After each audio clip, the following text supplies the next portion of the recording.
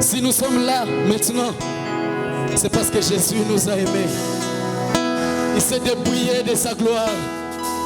Aussi, il s'est dépouillé de tout pour toi et pour moi.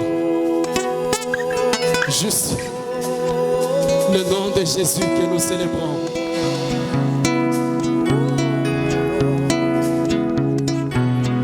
C'est lui que nous adorons à ces lieux.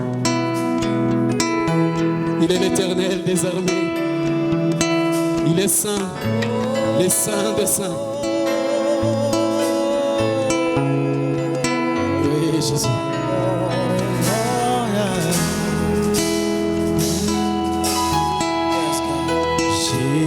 Jésus,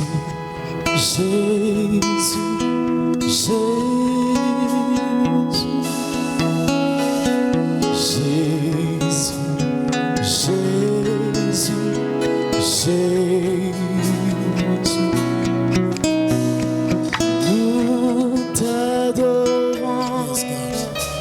Éternel des armées, tu es saint,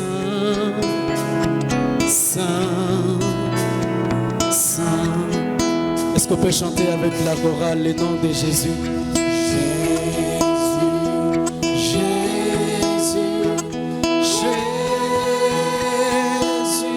Les noms que nous célébrons.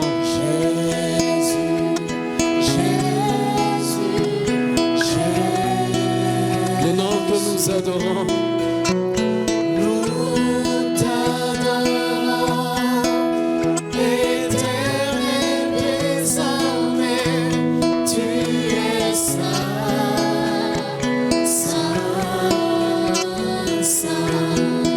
On peut les chanter encore, le nom de Jésus, Jésus,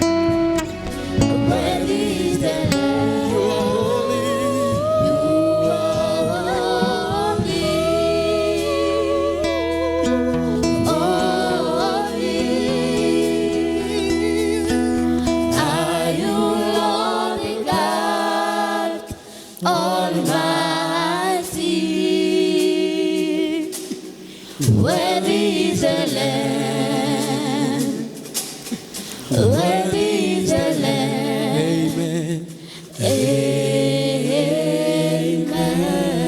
Amen.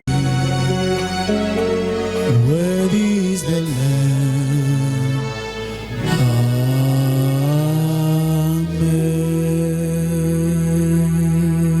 Amen.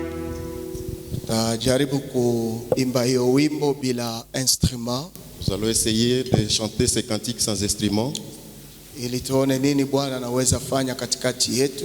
pour voir ce que Dieu peut faire parmi nous. Holy, holy are you, Lord God Almighty. Worthy is the Lamb. Worthy is the Lamb. You are holy.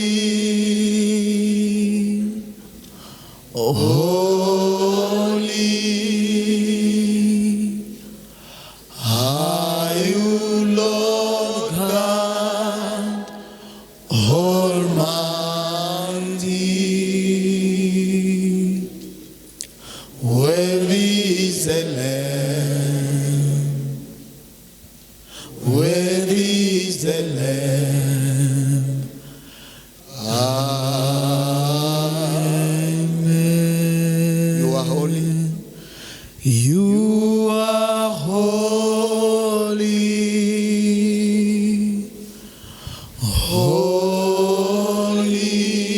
Holy are you, Lord God Almighty. Worthy is the Lamb. Worthy is the Lamb. Amen. Ni kweli Mungu, wewe ni mtakatifu, mtakatifu, mwenye enzi, mwenye uwezo, na kwa ajili ya hii tunasema amina. Ndio maana pia tunaacha neno lako likawe mwalimu kwetu na kutuelekeza katika mapenzi yako, tukiomba katika jina la Bwana wetu Yesu Kristo. Amen. Amen. Naweza kukaa. Vous pouvez prendre place.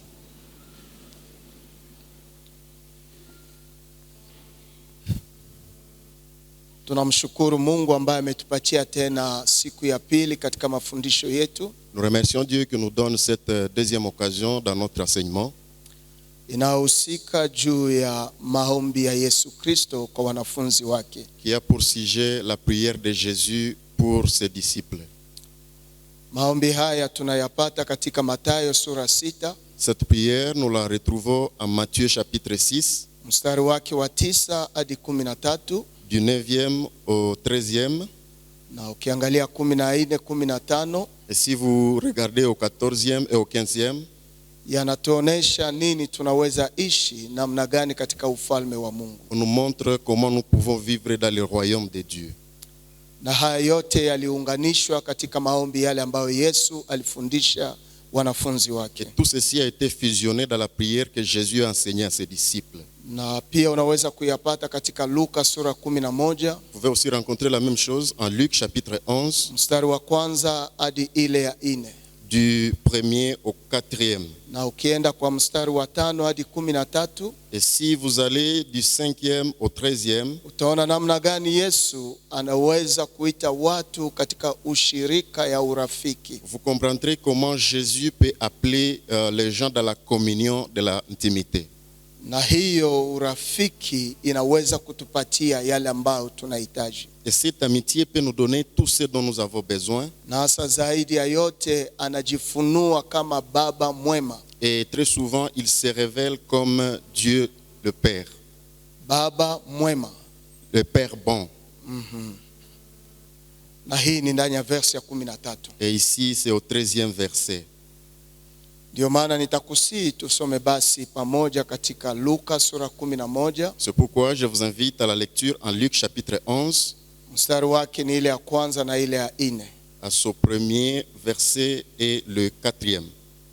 Neno la Mungu linasema hivi: La parole de Dieu dit ce qui suit. Alipokuwa akiomba katika pahali fulani, wakati alipokoma, mmoja wa wanafunzi wake akamwambia, Bwana, utufundishe sisi kuomba kama Yohane alivyofundisha wanafunzi wake.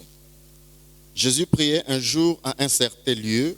Lorsqu'il eut achevé, un de ses disciples lui dit, Seigneur, enseigne-nous à prier comme Jean l'a enseigné à ses disciples. Akawaambia, wakati mnapoomba semeni, Baba yetu uliye mbinguni, jina lako liwekwe takatifu, ufalme wako uje, mapenzi yako yafanyike kama mbinguni vivyo duniani. Utupe kila siku chakula chetu kinachofaa. Utusamehe dhambi zetu, sababu sisi vile tunasamehe kila mtu mwenye deni kwetu. Usituweke katika majaribu, lakini utuokoe na uovu. Amen. Amen. Il leur dit, quand vous priez, dites, Père, que ton nom soit sanctifié, que ton règne vienne. Donne-nous chaque jour notre pain quotidien. Pardonne-nous nos péchés, car nous aussi nous pardonnons à quiconque nous offense, et ne nous induis pas en tentation. Ukiangalia hapa ilikuwa ombi ya wanafunzi wafunzwe jinsi ya kuomba. Si vous regardez par ici, c'était une demande des disciples qu'on leur enseigne comment prier. Na yanaweza kutuhakikishia ya kwamba ni mafundisho yaliyokuwa ya upekee ya wale walioamini Yesu Kristo. Et ceci nous renseigne que c'est un enseignement particulier pour les disciples de Jésus. Na hasa zaidi unaomba kujua ya kwamba hii si liturujia ya ibada. Et vous comprendrez que ici ce n'est pas la liturgie cultuelle. Lakini ni onyesho ya ushirika ya mwana na baba. Mais c'est une démonstration de l'intimité du Fils avec le Père. Na tunapoelewa ya kwamba katika maombi tunaenda katika ushirika ya mwana na baba ama ya urafiki. Et quand nous comprenons que dans la prière nous entrons dans l'intimité du Fils avec le Père ou de l'amitié, hapo tunaweza kupata jibu ya mahitaji yetu. Ici nous pouvons recevoir la réponse à notre demande. Lakini namna tulivyotanguliza kusema, mais comme nous l'avons introduit à 10 ans, jina la Mungu halikutajwa. Le nom de Dieu n'a pas été nommé. Katika agano jipya, hata katika agano la kale, hatukuona mahali wanasema jina lake ndio hii. Dans l'Ancien comme dans le Nouveau Testament, nulle part on ne nous a montré que c'est ceci le nom de Dieu. Lakini jina lake linajulikana kupitia utendaji wake. Mais on reconnaît son nom à partir de ses actions. Kwa hivi les attributs ambayo anakuwa ndani yake ndio yanafunua jina lake. Ainsi donc les attributs dans lesquels il règne, c'est ce qui révèle même son nom. Na ukiona Yesu wakati anapozungumuza juu ya mafundisho ya maombi haya, et quand vous voyez Jésus en train de parler de ses enseignements, alileta Mungu kama baba. Il a révélé Dieu comme Père. Attribut ambayo anampatia yeye ni baba. L'attribut qu'il lui donne est qu'il est Père. Na huyo baba, et ce Père, Biblia inasema ni baba yetu. La Bible dit que c'est notre Père. Ukiangalia Mathayo anasema notre Père. Si vous allez en Matthieu, il dit notre Père. Na Luka anasema notre Père. Et Luc aussi dit notre Père. Lakini ukiangalia tradition Louis II, mais si vous consultez la tradition Louis II, yale notre ndani ya Luc 11 wanaiometre. L'expression notre à Luc 11 est omise. Haiwezi kuonekana. Elle n'apparaît pas. Lakini wanaweka point d'exclamation. Mais on met un point d'exclamation. Na hiyo point d'exclamation, et ce point d'exclamation yana maelezo. Exprime quelque chose. Nataka tena uweze kunielewa vizuri. Je voudrais que vous puissiez bien me comprendre. Kuna mhubiri Il y a l'évangéliste, le prédicateur, na kuna mwalimu. il y a aussi l'enseignant. Mhubiri anatangaza habari njema. Le prédicateur enseigne, Il annonce la bonne nouvelle, proclame la bonne nouvelle. Lakini mwalimu, mais l'enseignant anafunza habari njema. Enseigne la bonne nouvelle. Na maombi yetu kwa kanisa hili, la prière, notre prière pour cette église, ni kwamba tuwe wanafunzi. C'est que nous soyons des disciples. Na tukiwa wanafunzi, et lorsque nous serons des disciples, tutafunzwa, nous serons formés, hatutahubiriwa, nous ne serons pas évangélisés, prêcher. Nous ne serons pas prêchés. Sawa sawa. Na wengi wetu kwa wakati wa leo, et la plupart de nous au siècle présent, ni wahubiri, ce sont des prédicateurs, si walimu, mais ils ne sont pas des enseignants. Na juu walimu umekosekana ndani ya kanisa, et comme l'enseignement manque dans l'église, watu wanakuwa na msimamo ya imani sio kuwa na misingi. Les gens ont une foi qui n'a pas de fondement. Yale ambayo yanaweza kukusaidia kuwa na misingi, ce qui peut nous aider à avoir un fondement, ni ualimu, c'est l'enseignement. Si mahubiri. Ce n'est pas la prédication. Na wakati napoweka nukta juu ya point d'exclamation, et quand j'insiste sur le point d'exclamation, kwa Swahili hiyo point d'exclamation, dans la version Swahili, ce point d'exclamation yanabeba yetu, baba yetu, porte l'expression Père, notre Père, notre. Lakini kwa Kifaransa, mais en français, kwa Louis Sego na tradition zingine, dans la version Louis Sego et d'autres, walitia tu Père et point d'exclamation. On place l'expression Père et point d'exclamation. Na ukienda ndani ya Matthieu chapitre 6, lorsque vous allez en Matthieu chapitre 6, verset 9, le verset 9, wanaweka notre Père qui est aux cieux, point d'exclamation. Notre Père qui est aux cieux, point d'exclamation. Na hiyo point d'exclamation wanaenda kuiweka aux cieux, kumbingu anayekuwa mbinguni. Et ce point d'exclamation est placé après le concept des cieux. Na ukiingia ndani ya kamusi, et si vous consultez le dictionnaire, watakueleza juu ya maana ya point d'exclamation. On va vous renseigner sur la signification du point d'exclamation. Ya kwamba yanaamushwa na sentiment, soit ya joie, soit ya surprise.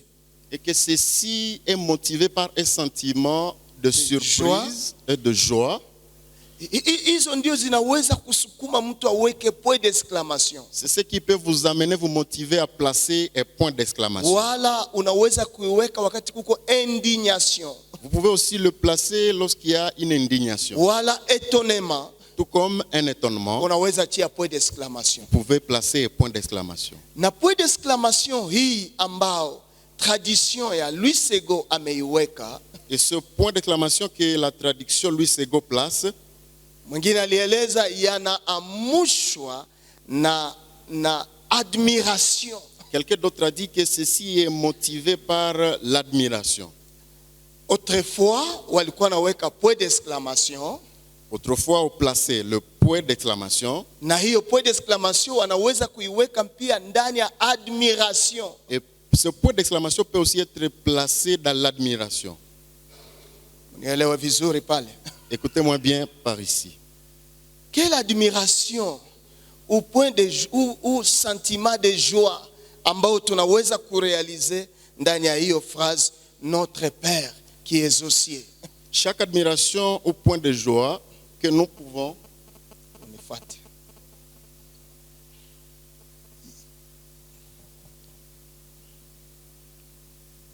ninasema hivi.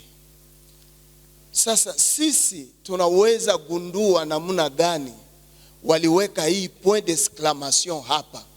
Comment pouvons-nous découvrir qu'on a placé ici un point d'exclamation? Ni juu ya motivation, ya sentiment, ya admiration fulani ndio iliacha mwandishi wa Luka akasema notre Père akaweka point d'exclamation. C'est à cause de la motivation de certains sentiments qui a suscité en nous quelque chose. C'est pourquoi l'auteur a placé ici le point d'exclamation.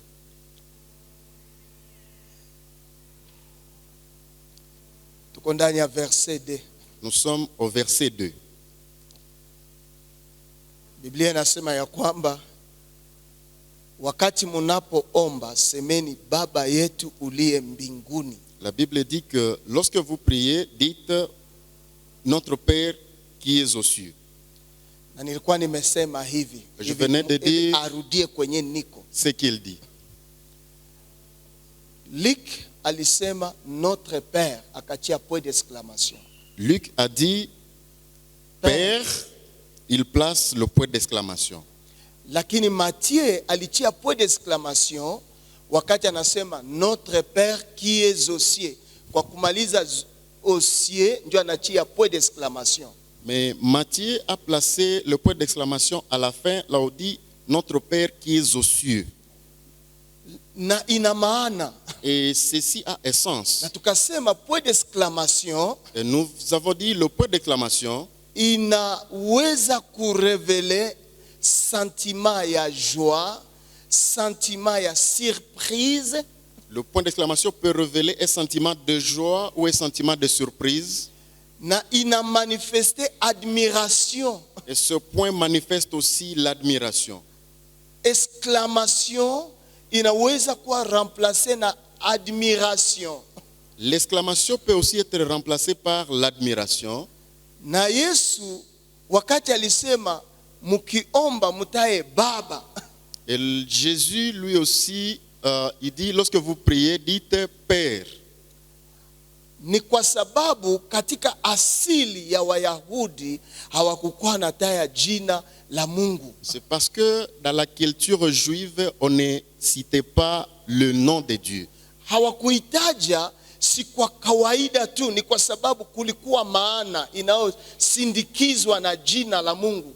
Et c'est pas pour rien qu'on ne le disait pas, mais c'est parce que il fallait démontrer ce que ce nom accompagne. Ndani ya kitabu cha Walawi, dans le livre de Lévitique, sura yake 22, à son chapitre 22, verset ya pili, le deuxième verset, inasema jina hili ni jina takatifu. Il est dit que ce nom est saint.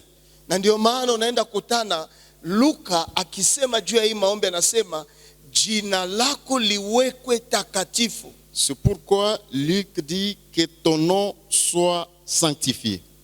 Na wakati anaposema jina lako liwekwe takatifu, et quand il dit que ton nom soit sanctifié, ni kama vile nilisema jumajana tradition Nouvelle Bible Second au inasema que ton nom soit reconnu pour sacré. C'est comme nous l'avons dit la semaine dernière que dans la traduction, il venait de nous dire que ce nom soit gardé secret. Soit connu pour sacré. Soit connu pour sacré. Watu waijue ya kwamba ni jina ambao imeweka mise à part.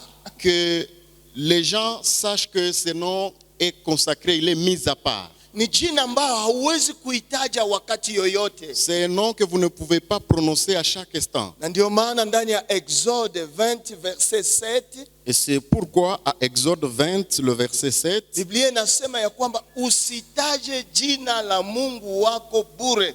La Bible dit vous ne prononcerez pas en vain le nom de Dieu. Na partie B ya verset 7 nasema ukiitaja bure kuna malipizi yatakayofuatana na wewe. Et la partie B de ce verset dit que si vous le prononcez en vain, il y aura une sanction qui suivra. Ndio Yesu akikuja kwa watu wake. C'est pourquoi Jésus en approcha les siens. Akifundisha juu ya maombi haya. Lorsqu'il enseigne au sujet de cette prière, alitoa ile jina ambayo iko divin.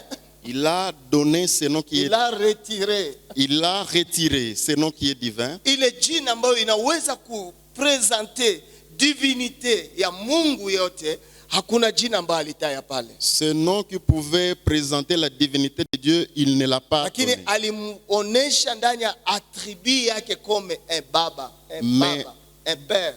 Dans ses attributs, il l'a démontré comme père.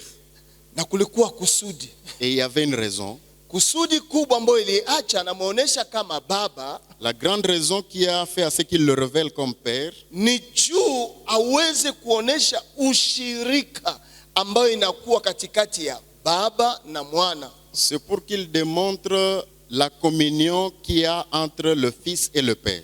Na hii ushirika Et cette communion, ndio ambayo Mungu alitaka wanafunzi waanze tembea na ile conception.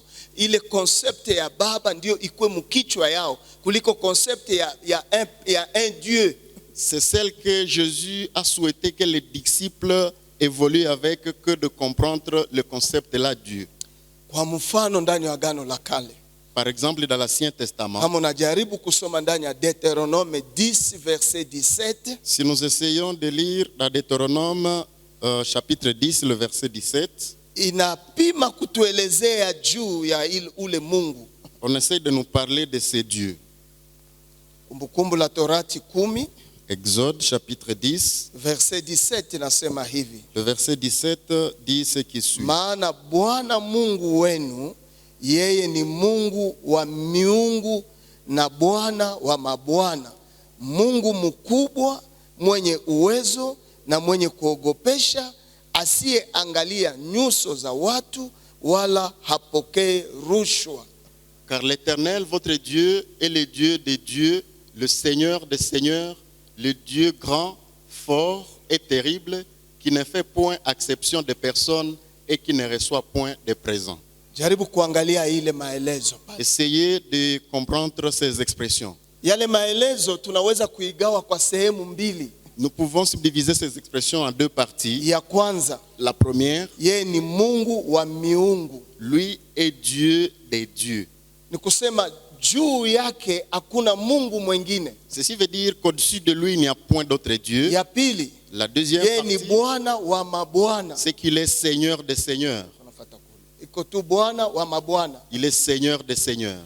Lakini wakati wanapoachia kusema il est Seigneur des seigneurs, Et lorsqu'on se limite à il est Seigneur des seigneurs, wakati wanaanza kusema le Dieu grand, quand on commence à dire le Dieu grand, fort, fort, terrible, terrible, qui ne fait point exception de personne qui ne fait point exception de personne et qui ne reçoit point de présent, et qui ne reçoit point de présent, il est Dieu grand. il est Dieu grand.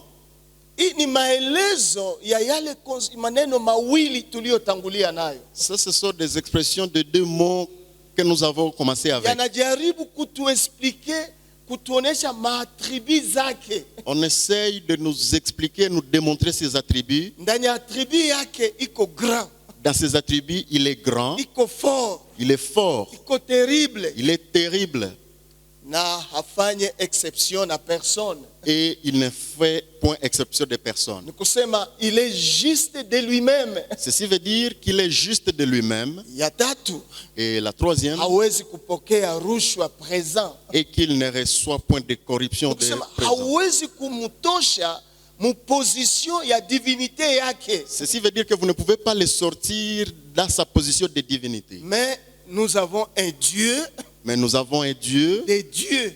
des dieux. Tuna Seigneur Nous avons un Seigneur des seigneurs. des seigneurs. Même par là dans l'Ancien Testament hawatai jina lake. Même dans l'Ancien Testament, on ne cite pas son nom. Lakini saa tafika ndani ya Exode chapitre 3, Mais quand on sera à Exode chapitre 3, Exode chapitre 3, Exode chapitre 3, versets 13 et 14, le verset 13 et 14, utasikia jinsi gani anajipresente hapa. vous comprendrez de quelle manière il se présente ici. Musa akamwambia Mungu, tazama wakati ninapokuja kwa wana wa Israeli na kuambia Mungu wa baba zenu amenituma kwenu, nao wataniambia jina lake nani, nitawaambia nini? Moïse dit à Dieu, j'irai donc vers les enfants d'Israël et je leur dirai, le Dieu de vos pères m'envoie vers vous. Mais s'ils me demandent quel est son nom, que leur répondrai-je? Ni preoccupation kubwa ambayo Moizi alikuwa nayo. C'est une grande préoccupation qu'avait Moïse. Alitaka ajihakikishie jina la Mungu. Il voulait se rassurer du nom de Dieu. Ili akifika kwa wana wa Israel, Pour qu'en arrivant devant les enfants d'Israël, anaweza kuwaelezea kwa jina lake. qu'il soit en mesure de leur parler de son Kwa nom. sababu lazima watamuuliza, Parce que certainement, ils lui poseront la ni question. kweli umekuja, C'est vrai, tu es venu, lakini yule Mungu aliyekutuma kwetu, mais maintenant c'est Dieu qui vous envoie vers nous. jina yake nani? Quel est son nom? Na anasema nitawaambia nini? Et il dit, qu'est-ce que je leur dirai? Ndio naenda kuona hapa mpendwa. Ceci, vous verrez ici, Moizi alimuona kwamba ni Mungu wa baba zao.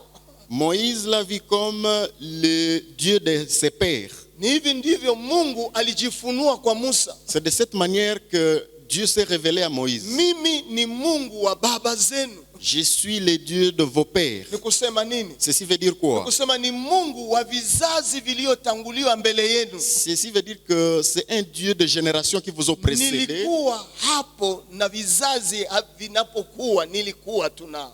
J'ai existé pendant que les générations existaient. Nilikuwa Mungu wao. J'ai été leur Dieu. Lakini sikia, Mais maintenant écoutez, haikutosha kwa Musa. ça n'a pas suffi pour Moïse. Kusema nitaenda nasema Mungu wa baba zetu Pour dire les dieux de nos pères, amejifunua kwangu, il s'est révélé en moi, hawatanielewa. il ne veut pas me Nataka comprendre. nijue jina lako. Je voudrais comprendre son nom, le Na connaître. wakati anapojifunua juu ya hiyo jina, Et lorsqu'il se révèle pour ce nom, verset 14 nasema le hivi. verset 14 dit ce qui suit. Mungu akamwambia Musa, Dieu dit à Moïse, ndimi nilie. je suis celui qui suis. Akasema utasema hivi na wana wa Israel, Il dit, vous direz ceci aux enfants d'Israël. mimi niko Je suis aliyekutuma kwenu. celui qui t'a envoyé auprès de vont. Acha turudie hapa kwa hii tablo. Mungu anaambia Musa, Dieu dit à Moïse, je suis celui qui suis. je suis celui qui suis. Jaribu kufikiri juu ya ile expression je suis celui qui suis. Essaie de réfléchir au sujet de l'expression je suis celui qui suis. Ndimi nilie, Je suis celui qui suis. celui qui suis. Mais wanasema et il ajouta, wanachia 2 points. Et on ajoute, et il ajouta, Hiyo 2 points inataka kudefinir je suis celui qui suis. ces 2 points-là veulent définir le je suis celui qui suis. C'est ainsi que tu répondras aux enfants d'Israël, celui qui s'appelle je suis. C'est ainsi que tu répondras aux enfants d'Israël Je suis que je suis m'a envoyé vers vous. m'a envoyé vers vous. Donc je suis celui qui suis, maana yake kwa neno fupi je suis. Je suis celui qui suis, en bref, signifie je suis. Niko Je suis. na hiyo ndio jina yangu. Et c'est ça mon nom. Est-ce que hii kweli ni jina? Est-ce que je suis, c'est vraiment un nom? Ana révélé sa présence à tout moment kwa peuple d'Israël. Il révèle sa présence permanente au peuple d'Israël. Na Israel ingelijua hiyo, mais hapana jina. Et Israël a connu cela, mais il n'a pas donné le nom. Kwa hivyo kwa agano la kale Ainsi donc, dans l'Ancien Testament, hauwezi kumpatia jina. on ne pouvait pas lui donner un nom. Kwa nini hatuwezi kumpatia jina? Pourquoi ne pouvons-nous pas lui donner un nom? Kwa sababu tutakuwa tumemulimite mu matribi zake. Parce que nous l'aurons déjà limité dans ses attributs. Tutakuwa tumemfupisha, tumempunguza kwa umungu wake. Nous l'aurons abrégé, limité dans sa divinité. Na tutakuwa tumejidanganya. Et nous nous serons trompés. Ndio maana ndani ya agano la kale C'est pourquoi dans l'Ancien Testament, saa ingine walimuita El Shaddai. d'une manière on l'a appelé El Shaddai. Kwa nini wanaachia Shaddai Pourquoi on ajoute Shaddai kwa Yahweh? à Yahweh? Wanaichia kwa sababu ni Mungu mwenye uwezo. On place cela parce que c'est un Dieu capable. Ndani ya Genèse 17 verset 1er. Ici c'est à Genèse chapitre Saa 17. ingine wanamuita Yahweh Rafa, Et un moment on l'appelle Yahweh Rapha, Bwana mponyaji, le Seigneur guérisseur, l'Éternel l'Éternel qui guérit. Ndani ya Exode 15 26. C'est à Exode 15, 26. Saa ingine wanamuita Jehova Nisi, Et à un moment, on peut l'appeler Jéhovah Nissi. Notre bannière, notre victoire. Notre bannière ou notre victoire. Exode 17, 15. Là, c'est en Exode 17, 15. Na majina na matribu zinaendelea. Et les attributs évoluent. Hizo zote unazijua. Tout cela, vous le connaissez. Lakini ungelijua jambo moja katika hizo zote. Mais vous devriez savoir une chose dans Ni tout kusema cela. jinsi mimi Mungu atajifunua kwangu iko. Ainsi donc, lui est là. Je suis. Je suis. Na kwa sababu yeye iko, Et comme je suis, anadomine kila kitu kwa kila wakati. il domine toutes choses à chaque instant. Kwa mimi Kalipi Pour moi, Kalipi, ni Mungu kitikotiko. c'est un Dieu fantôme ou extraordinaire. Extraordinaire, fantôme. Kwa mimi. Extraordinaire ou fantôme pour lui. Kwa nini? Pourquoi? Kwa sababu ninapoona construction ya hii nyumba, Parce que lorsque je vois la construction de cet édifice, ça me dépasse. ça me dépense. Inanipita. Ça me dépasse la compréhension. Ninaangalia gizi tulikuwa kule. Je vois de la manière dont nous étions à l'autre côté. Ninawaangalia gizi muko wa jeune. Je vous regarde de la manière dont vous êtes jeune. Muvile wanasema ni kanisa wa patron. Au centre-ville, là, on dit que c'est l'église des patrons. Lakini ukiingia humu hamuna patron. Mais si vous entrez ici, il n'y a pas de patron. Mais tunafanya vitu ambavyo vinakuwa vitiko tiko kwa watu. Mais nous faisons des choses extraordinaires pour les gens. Est-ce que mnanielewa pale? Est-ce que vous essayez de comprendre cela? Ma révélation envers Dieu Ma révélation envers Dieu haitakuwa sawa na révélation ya expérience yako personnelle avec ce Dieu. ne sera pas comme ta révélation personnelle avec ces dieux-là. Na hii ndio itatupeleka mu dimension ambayo tunaweza ingia ndani ya prière na tunaona exaucement. Et c'est ceci qui peut nous conduire dans la prière, qui nous amène à une dimension de l'exaucement. Na hii ndio natufanya kuwa tofauti katikati ya imani. Et c'est ceci qui nous fait même différents dans la foi. Na mwingine anasema huyu ana imani kubwa, L'un dit, c'est une grande foi. na mwingine anasema huyu hana imani. Et l'autre dit, celui-ci n'a pas de foi. Conception yenye Mungu amejirevele kwako, La conception avec laquelle Dieu se révèle à toi, unaweza mpatia jina. vous pouvez le nommer. Mwingine atamuita Jehova Rafa. Quelqu'un va l'appeler Jéhovah Juu Rapha alikuwa mgonjwa kwa hatua ambayo haisiyowezekana. parce qu'il a été malade à une dimension Me Mungu incompréhensible. alimfanyizia miujiza Mais Dieu l'a fait des miracles na akapona. et il s'est rétabli. Basi eske jina ni miujiza ou bien jina ni nani? Est-ce que le nom c'est un miracle ou comment? Alors Yesu akakuya sasa. C'est ainsi que Jésus arrive. Akasema mimi sasa nawaletea huyo Mungu. Je vous apporte ces dieux-là. Huyo Mungu jina lake Baba. Ces dieux s'appellent Père. Na huyu Baba iko mbinguni. Et ce Père est aux cieux. Na point d'exclamation, Et le point ya d'exclamation, admiration, d'admiration, ya joie, de joie, ya surprise.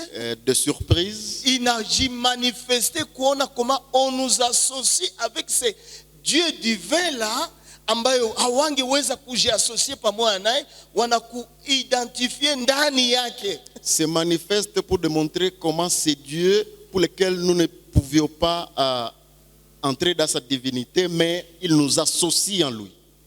Na juu ya hiyo ndio écrivain anatia point d'exclamation. Et c'est pour cette raison que l'écrivain place un point Ni kama d'exclamation. unaweza sema wow, C'est qu'on pouvait dire, waouh, huyu Mungu c'est Dieu. mwenye nilikuwa na wazi ko monstre Donc j'imaginais être un monstre. anaweza kuwa baba. Il peut être père. Point d'exclamation. Point d'exclamation. Amen. Amen. Tuko naelewana? Est-ce qu'on se comprend? Frère Moisa, uko unanielewa? Musai, unanielewa vraiment? Na mtu akifika kwa ile dimension, Et lorsqu'une personne arrive à cette dimension, hauwezi kuwa manipulé. vous ne pouvez pas être manipulé. Kwa sababu umeshaingia ndani ya intimité ya relation ya baba na mwana. Parce que vous venez de pénétrer dans l'intimité de la relation du Père avec le Fils. Resultat yote ambayo utaweza kupokea ndani ya ile intimité Tous les résultats que vous recevrez dans cette intimité, ndio ambayo itasanctifie jina lake. c'est ce qui va sanctifier son nom. Ndio ambayo itaacha ajulikane iko Mungu mis à part. C'est ce qui lui fera reconnaître comme un Dieu mis à part, Ambao wanasema que ton nom soit sanctifié. pour lequel on dit que ton nom soit sanctifié. Lakini juu ya ukosefu ya intimite, mais à cause de manquer l'intimité na juu ya ukosefu ya enseignement, et à cause du manque d'enseignement, ndio maana tunaweza kurealize filme moya ambayo iko hapa. c'est pourquoi nous pouvons visualiser un petit film ici. Na hii filme ikupatie réflexion. Et que ce film vous donne une certaine réflexion.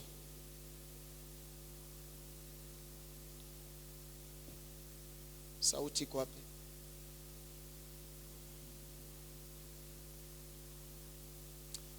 Sauti ishapita mkabla ya kamera.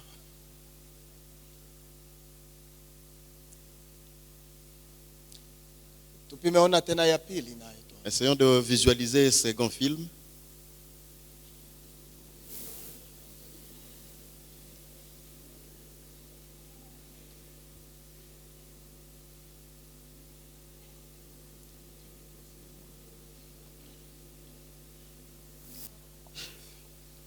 Est-ce que ile film ya 2 secondes inawasaidia na nini? À quoi est-ce que ce film de 2 secondes vous a aidé? Est-ce que réellement wale watu, ces gens-là, est-ce que wako na intimité ont-ils une intimité na mwana baba? avec le Père?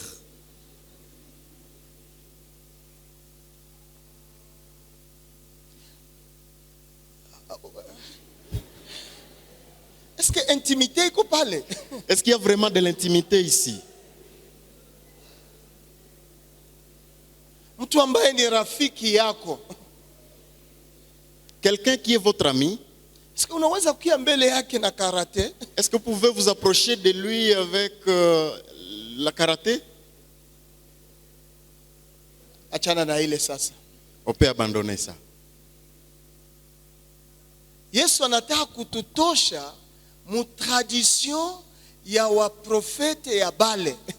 Jésus veut nous sortir de la tradition des prophètes de Baal. Maana wao wakiomba Bale, Car pour eux, en prier à Baal, wanaweza hata kujikatakata. ils peuvent même se cicatriser. Wanaweza hata kupigana sana. Ils peuvent même se battre entre eux. Mais aussi ni kama Mungu wao iko mbali nao. Mais c'était comme si leur Dieu était éloigné d'eux. Lakini anataka kutuleta na ushirika wa Elia pamoja na baba yake wa mbinguni. Mais maintenant, il veut nous ramener dans la communion d'Élie avec le Père qui est aux cieux. Ambaye hatatumia beaucoup d'énergie, Où nous n'allons pas utiliser beaucoup d'énergie. hatujibiwe juu ya énergie physique. Parce que nous ne sommes pas exaucés à cause de l'énergie physique déployée. Lakini tunajibiwa juu ya intimité, juu ya uhusiano, juu ya urafiki, juu ya conviction.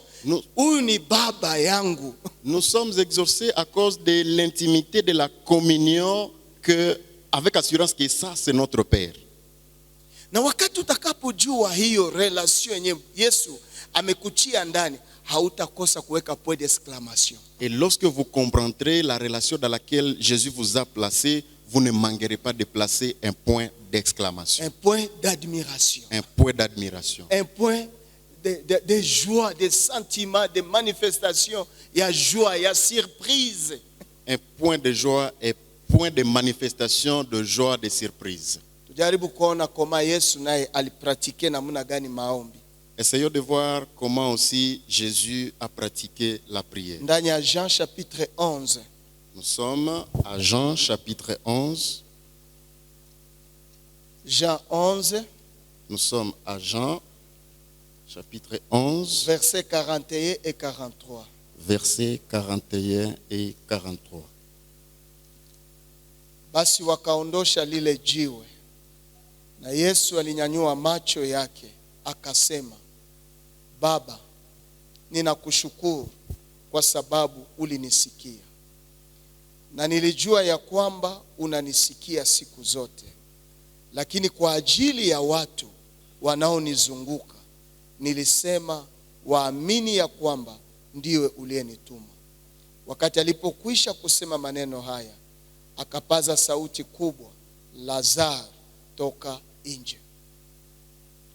Ils ôtèrent donc la pierre Et Jésus leva les yeux en haut et dit, Père, je te rends grâce de ce que tu m'as exaucé. Amen. Ananyosha tu macho mbinguni Il lève les yeux vers les cieux na akamshukuru. et il lui rendit grâce.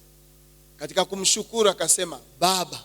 En lui rendant grâce, il dit Père. Na nyuma kusema Baba, Et après avoir dit Père, maelezo yanasema hivi. il est dit ce qui suit. Ninajua hawa watu ni juu yao ninafanya maneno haya. Je sais que je le fais à cause de cette foule. Kwa sababu pasipo hii kwa neno ingine hawezi kuamini. Parce que sans cela, ils ne croiront pas. Na baada ya hapo akaita tu sauti Lazaro. Et après cela, il laissa écrit en appelant Lazare. Intimité L'intimité ya Baba du Père na Mwana. avec le Fils. Na ndani ya exégèse ya chapitre 14, 15, 16, 17 ya Jean, Dans l'exégèse du chapitre 14, 15, 16, 17 de Jean, utakutana maneno yafuatayo. vous rencontrerez les expressions suivantes. Mu Jean 14 À Jean 14, ameprononcé Baba 22 fois il prononce Père 22 fois, parmi 31 versets. parmi 31 versets. 22 fois Baba, 22 fois il a prononcé Baba. Père, Baba, Père, Baba. Père. Mais mu Jean 15 Et en Jean 15, on a prononcé 9 fois Baba. il a prononcé 9 fois le concept Père. Mu Jean 16 on a prononcé pia Baba, Baba. Et à Jean 16, il Jean prononce 17 Père, Père. Baba, Baba. Jean 17, Père, Père. Hakuna siku mu ministeri ya Yesu chini ya jua alirevele jina ingine isipokuwa jina Baba. En aucun jour dans le ministère de Jésus, ici sous le soleil, nulle part il n'a manqué de révéler le nom de Dieu comme Père. Alitaka kutuidentifie ndani ya Baba. Il a voulu nous identifier dans le Père. Ndio maana unaweza ona Jean 14 verset 20 C'est pourquoi vous verrez à Jean 14, le verset 20, anasema hivi. il dit ce qui suit. Katika siku ile mtajua ya kwamba mimi ni ndani ya Baba yangu, nanyi ndani yangu, na mimi ndani yenu. Haleluya. En ce jour-là, vous connaîtrez que je suis en mon Père, que vous êtes en moi et que je suis en vous. Ni kusema tumekuwa melange ndani ya Baba. Ceci veut dire que nous sommes fusionnés dans le Père. Na ndio maana Rome 8:16 nasema Abba Père. C'est pourquoi en Romains 8, 16, il est dit Abba Père. Kwa hivyo hatuwezi kuwa na woga ya kumuita Abba Baba. Et si donc nous n'avons pas peur de lui appeler Abba Père, Kwa sababu nous sommes identifiés à travers kazi ya Kristo ndani ya Baba. parce que nous sommes identifiés par l'œuvre du Christ dans le Père. Na ni pouvoir ambayo Kristo alitupatia. Et c'est le pouvoir que Christ nous a donné. Ndani ya Jean 1 verset 12. En Jean 1, le verset 12. Waliomwamini wote aliwapa uwezo wa kuitwa wana wa Mungu. Tous ceux qui ont cru à lui, il leur a donné le pouvoir de devenir enfants de Dieu. Kwa hivyo wanaweza kumuita Baba kwa wakati wowote. Ainsi donc, ils peuvent l'appeler Père à chaque instant. Na ndio maana mu verset 16 ndani ya Jean 15 B yake nasema hivi. Et c'est pourquoi à Jean 15, le verset 16, la partie B dit ce qui suit. Inasema hivi. Neno gani mutakalo omba Baba kwa jina langu awape nyinyi. Haleluya. Donc kila neno ambao unaweza kuomba kwa jina lake. Ceci veut dire que tout ce que vous demanderez à son nom, Kwa jina la nani? au nom de Ya qui? Yesu. De Jésus. Ambaye iko identifié, iko corporé ndani ya Baba. C'est lui qui est identifié, incorporé dans le Père. Ambaye na sisi ametuasosie ndani ya ile relation ya fils et père. Et qu'il nous a aussi associés dans cette relation de fils et père. Kwa hivyo tukiomba jina lake Ainsi donc, si nous prions à son nom, atatupatia. il va exaucer. Na ni assurance kubwa. Et c'est une grande assurance. Nitamaliza na illustration hii. Nous allons finir par cette Kwa illustration. sababu dimanche tunaendelea na hiyo enseignement. Parce que dimanche prochain, nous allons continuer avec ces enseignements. Katika seminaire moja kubwa Dans un grand séminaire, kulikuwa mzungu mmoja aliyekuwa na mtoto wake. il y avait un blanc qui était avec son enfant. Alafu akaeleza juu ya mtoto wake. Alors, il a essayé de parler de son enfant. Ili aimize auditoire ambayo inayomsikiliza. Pour qu'il essaie d'encourager l'auditoire qui l'écoute. Kasema ninakuwa na mtoto huyu. Il dit, j'ai cet enfant. Lakini mtoto wangu huyu, Mais mon enfant ici, maisha yake yote alikuwa na woga. dans sa vie, il avait de la frayeur, de la peur. Ikiwa tu usiku, Et lorsqu'il était nuit, akiingia katika chumba yake, lorsqu'il entre dans sa chambre, ili na sisi tuingie katika chumba yetu, pour que nous aussi nous puissions entrer dans notre chambre, tukizima taa, une fois nous avons éteint la lampe, mtoto anaanza kulia, l'enfant commence à pleurer. anaanza kulalamika, Il commence à crier na mpaka atatoka kwenye chumba jusqu'à ce qu'il sortira de sa ili chambre, afike kwenye mahali tunapokuwa. jusqu'à ce qu'il arrive là où nous sommes dans notre chambre. Kilio chake tunaweza fikiri ya kwamba ameumwa, Nous étions capables de réfléchir qu'il pleure parce qu'il a été mordu. lakini Mais tulipomuuliza lorsque nous l'avons demandé, anasema, baba, il dit, Père, mimi siumwe na kitu, je n'ai pas été mordu par lakini quoi que niko ce na soit, woga ya giza. mais j'ai peur de l'obscurité. Manake unaumwa na giza. Ceci veut dire que tu es mordu par Ndiyo, l'obscurité. ninaogopa giza Il dit, oui, j'ai peur de na l'obscurité. niko peke yangu ndani ya chumba. Et je suis seul dans ma chambre. Alafu baba akakamata huyo mtoto, C'est ainsi que le père a pris cet enfant. akaenda naye katika hiyo chumba yake, Il est parti avec lui dans sa chambre. wakaingia ndani ya chumba, Ils sont entrés dans sa chambre. wakafunga mlango. Ils ont fermé la porte. Baba akamwambia, unaweza kujilaza, Et le père lui a dit, tu mimi peux niko t'endormir. hapa pembeni yako. Je suis ici à côté de toi. Mtoto akaingia ndani ya kitanda, Et l'enfant a couché sur lit. baba akazima taa. Le père a éteint la lampe. Alipozima taa, Lorsqu'il a éteint la lampe, giza ikakuwa, il y a eu l'obscurité. lakini mtoto hakulalamika, Mais maintenant, l'enfant n'a pas pleuré, n'a pas crié aussi. akakaa kimya asikilize tu mtoto, Le père est resté là calme pour na écouter le haongee fils. tena na mtoto, Et il n'a pas dialogué avec lakini lui. niko pale pembeni ya mtoto, Et il est resté là na à côté de mtoto l'enfant. hasikie miguu ya baba kuondoka ndani ya Et chumba. l'enfant n'a même pas écouté les pas de son père comme s'il sortait. Mtoto anakaa humo. Le fils est resté là-bas. Nyuma dakika kama 15 Environ 15 minutes, baba akawasha taa, le père a encore rallumé la lampe. akaona mtoto hayalala bado. Il a constaté que l'enfant ne dormait Alafu pas encore. akamuuliza, Et il a posé la question. kwa nini haulalamiki? Pourquoi vous ne criez plus? Na giza imekuwa kubwa, Et il y avait encore de na mimi l'obscurité. nilitaka nione ile giza kitukula mimi na wewe. Et j'ai aussi voulu comprendre comment cette obscurité va aussi nous mordre ensemble. Mtoto akasema, L'enfant a dit, silalamike kwa sababu je ne crie pas parce wewe que, baba uko hapa, Père, tu es là. uko hapa, Tu es là. na ninajua hauyatoka huko. Et je sais que tu n'es pas encore Uko sorti hapa. d'ici, tu es là.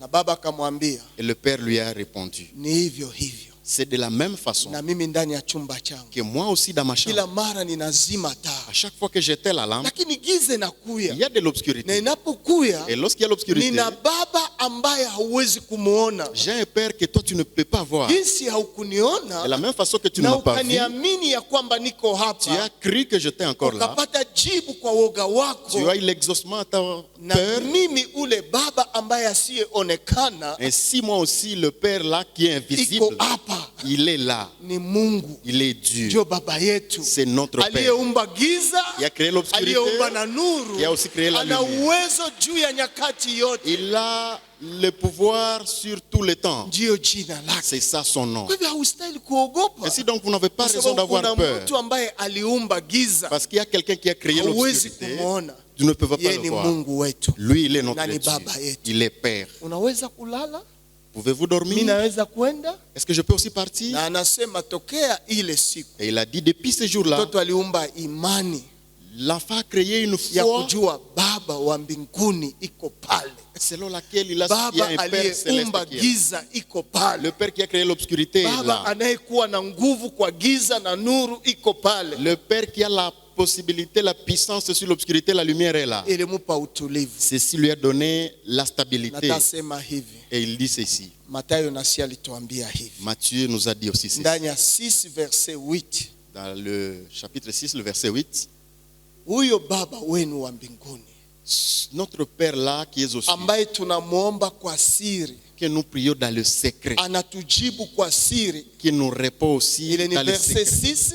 Ça, c'est le verset 6. Mais verset 8 anasema Le verset 8 dit, hata hamuyamuomba bado, même quand vous ne l'avez pas encore prié, anajua nini unahitaji. il sait de quoi vous avez besoin. Anajua nini Et unahitaji. comme il connaît nos besoins, Kwa nini usumbuke? pourquoi vous inquiétez? Tuna baba. Nous avons un Père. Na kama unakuwa muombaje intercesseur, una ile hakikisho, Et si tu es intercesseur et que tu as cette assurance, hautafanana wale, vous n'allez pas ressembler à ces gens. kwa sababu una hakika ya kwamba kuko mtu iko pembeni yako. Parce que tu as l'assurance que tu as quelqu'un qui est à côté de toi. Mungu wa mbinguni akubariki. Et que Dieu qui est au ciel vous bénisse. Amen. Amen.